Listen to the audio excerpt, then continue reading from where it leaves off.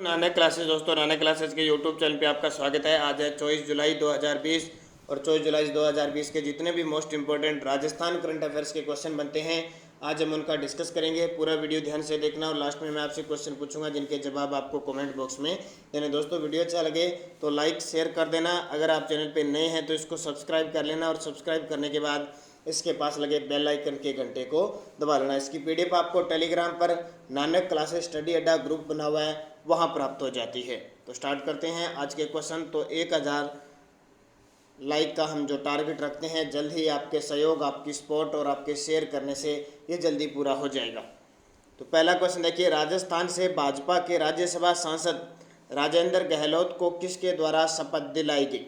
राजस्थान से भाजपा के राज्यसभा सांसद है, अभी चुने गए हैं राजेंद्र गहलोत। अब उनको शपथ किसने दिलाई? अब इम्पोर्टेंट ये है कि इनको क्वेश्चन ये नहीं है कि इनको शपथ किसके द्वारा दिलाई, लेकिन यहाँ से एक क्वेश्चन बनता है कि जो राज्यसभा का सदस्य होता है उसे शपथ दिलाता कौन है, ये आपके लिए महत्वपूर्ण बात बनती है। तो जो राज्यसभा का जो सांसद होता है, राज्यसभा का सदस्य होता है, उसे हमेशा राज्यसभा के सभापति के द्वारा शपथ दिलाई जाती है और वो वर्तमान में कौन है?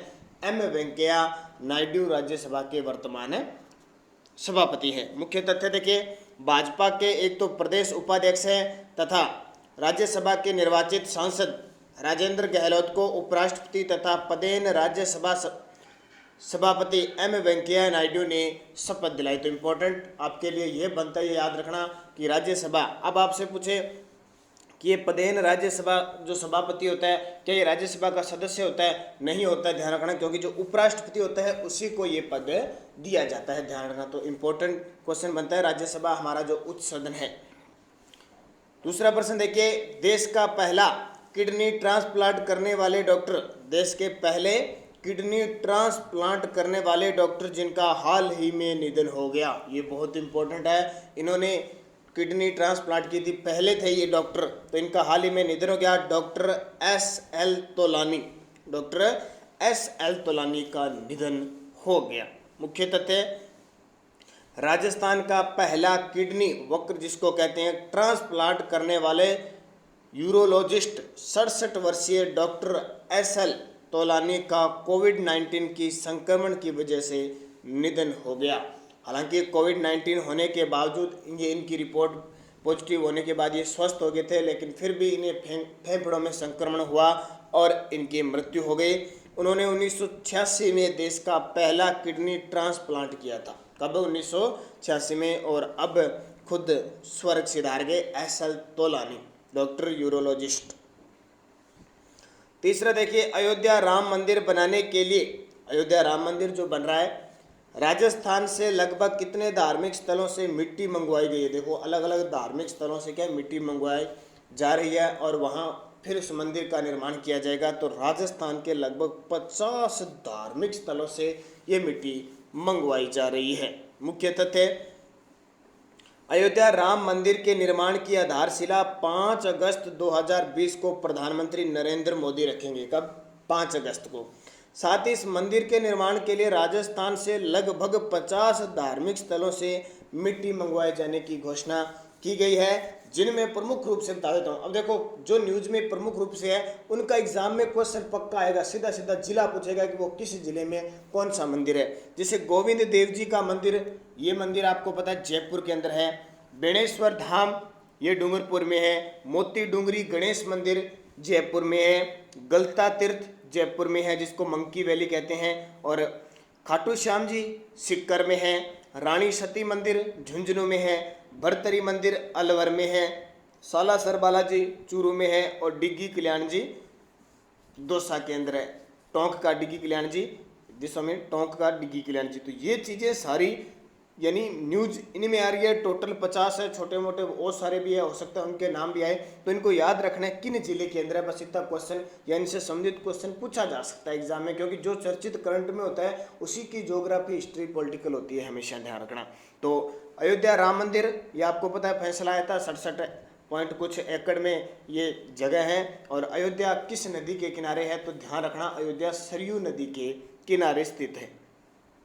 चौथा क्वेश्चन देखिए, हाल ही में छोटी तीज का पर्व कब मनाया गया? छोटी तीज सावन तीज, छोटी तीज। अब ये तो पता है सावन तीज, लेकिन दो कन्फ्यूजिंग हो जाती है शुक्ल पक्ष और कृष्ण पक्ष में। तो ये दोनों आपको बढ़िया तरीके से याद रखना है कि शुक्ल पक्ष, कृष्ण पक्ष, क्योंकि एग्जामिनर जब भी क्वेश्चन आएगा तो इन दोनों को देगा, जैसे सावन कृष्ण तीज, सावन शुक्ल तीज, आषाढ़ शुक्ल तीज, आषाढ़ कृष्ण तीज। क्योंकि तीज का तो हमें पता लग गया, महीना भी पता लग गया शुक्ल और कृष्ण में। तो ध्यान रखना, जो छोटी तीज आती है वो हमेशा शुक्ल पक्ष में आती है और बड़ी तीज आती है वो कृष्ण पक्ष में आती है और बड़ी भादवा होता है भाद्रपद। तो छोटी तीज सावन शुक्ल तीज। मुख्य तथ्य, सावन शुक्ल तीज को छोटी तीज का पर्व मनाया जाता है। इस दिन सिंजारा पर्व भी बनाया जाता है। ध्यान रखना, जो चैत्र शुक्ल दूज को सिंजारा पर्व आता है वो भी बनाया जाता है और इस दिन भी सिंजारा पर्व मनाया जाता है। ध्यान रखना, प्रमुख रूप से छोटी तीज पर्व का त्यौहार जयपुर में मनाया जाता है। छोटी तीज कहाँ की प्रसिद्ध है? जयपुर की। अब कुछ विद्यार्थी सोचेंगे सिंजारा पर्व क्या होता है, तो इस दिन जो नव वधु होते हैं, वधु होती है या जिनके रिश्ते हुए होते हैं, वो एक दूसरे के पास सामान वगैरह, श्रृंगार सामग्री वर पक्ष वाले वधु पक्ष के घर देने जाते हैं, वो सिंजारा पर्व होता है। 5 नंबर, राजस्थान में मुख्यमंत्री राजश्री योजना की शुरुआत कब हुई? हालांकि क्वेश्चन ओल्ड है, लेकिन आपके लिए यह योजना बहुत इंपॉर्टेंट है, इसके बारे में जानना बहुत जरूरी है। राजस्थान में मुख्यमंत्री राजश्री योजना की शुरुआत 1 जून 2016 से हुई थी।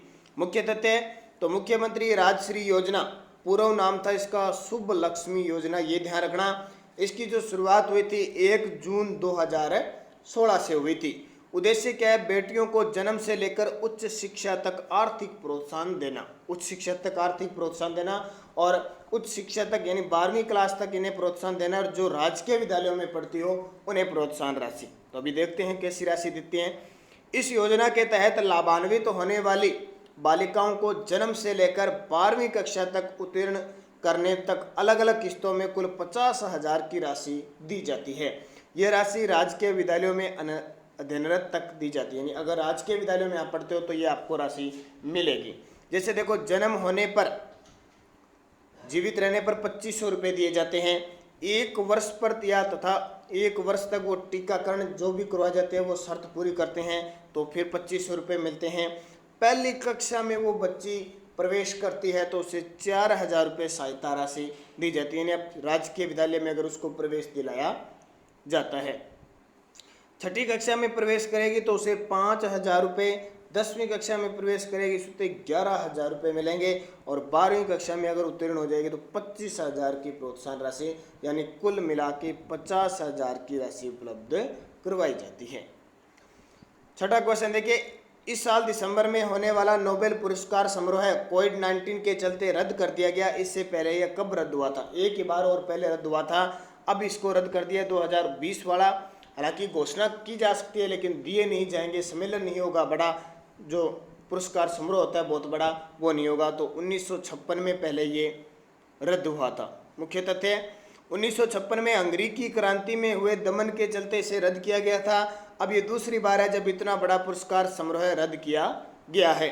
फाउंडेशन ने कहा कि पुरस्कार चिकित्सा, भौतिकी, रसायन विज्ञान, साहित्य, शांति और अर्थव्यवस्था की घोषणा 5 से 12 अक्टूबर के बीच होगी। इनकी घोषणा हो जाएगी किन्हें किन्हें दिया जाएगा, लेकिन समारोह आयोजित नहीं हो जाएगा। आपको पता है 10 दिसंबर को ये नोबेल पुरस्कार दिया जाता है अल्फ्रेड नोबेल की याद में, जिन्होंने डायनामाइट की खोज की थी। 7वां नंबर, केंद्र सरकार ने कोविड-19 से बचाव के लिए किस तरह के मास्क का उपयोग न करने की गाइडलाइन जारी की है? किस तरह के मास्क का उपयोग न करने की? तो ये है वॉल्व लगे N95 मास्क का उपयोग नहीं करना। तो सरकार के स्वास्थ्य सेवा महानिदेशक डॉक्टर राजीव गर्ग ने राज्यों और केंद्र शासित प्रदेशों को वॉल्व लगे N95 मास्क इस्तेमाल पर रोक लगाने को कहा है। बिना वॉल्व या बिना फिल्टर वाले N95 मास्क या ट्रिपल लेयर मास्क का इस्तेमाल करना ज़्यादा बेहतर है। क्या करता है वॉल्व? पता होना चाहिए, क्योंकि इस तरह की जागरूकता हमें चीज़ें पता नहीं, क्योंकि लोग बहुत सारे इस कोविड-19 से बचने के लिए बढ़िया महंगे ये मास्क लाते हैं, लेकिन हर प्रकार का मास्क जरूरी नहीं होता है कि वो कामयाब हो। अब इसकी खासियत क्या है? ये वॉल्व मूल रूप से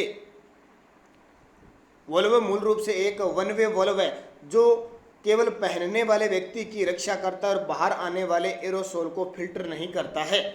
इसलिए कोरोना वायरस से संक्रमित व्यक्ति की सांस से निकलने वाली नमी के साथ वायरस दूसरों तक पहुंच सकता है।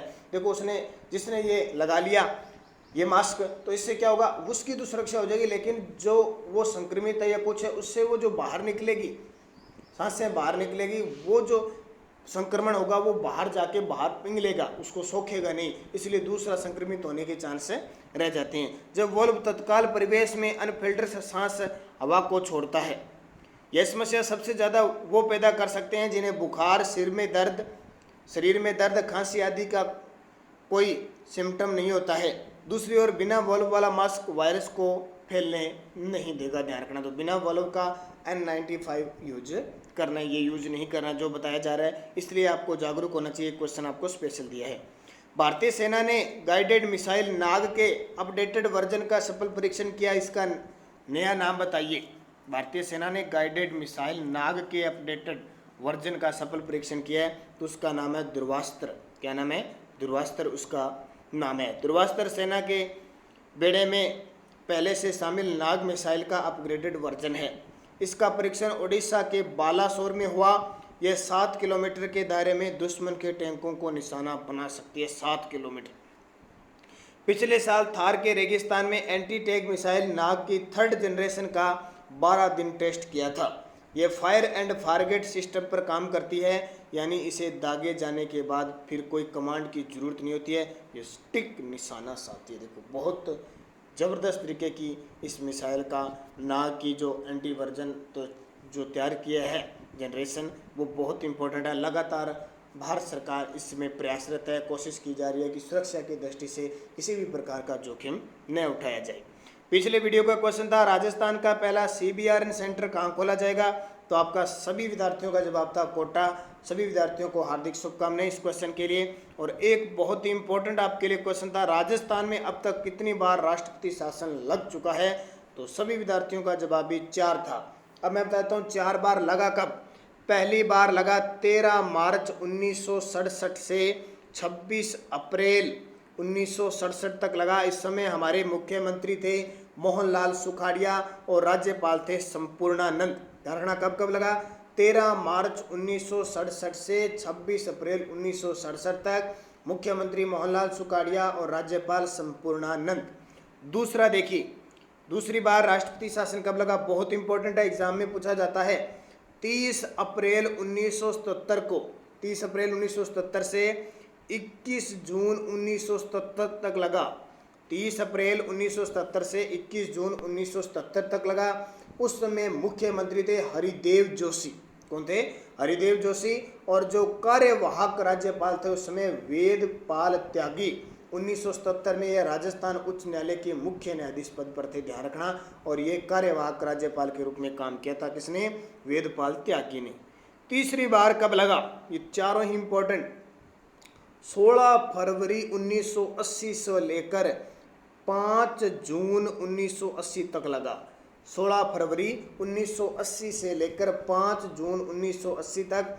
उस समय हमारे CM थे, मुख्यमंत्री थे भैरव सिंह शेखावत और राज्यपाल थे रघुकुल तिलक। राज्यपाल रघुकुल तिलक, भैरव सिंह शेखावत। और फिर लास्ट बार, अंतिम बार, चौथी बार जो लगा वो कब लगा? तो ये लगा 15 सितंबर 1992 से 3 दिसंबर 1993 तक लगा। सबसे लंबा देखो, 15 सितंबर 1992 से 3 दिसंबर 1993 तक। उस समय भी मुख्यमंत्री भैरव सिंह शेखावत थे और राज्यपाल M चन्ना रेड्डी।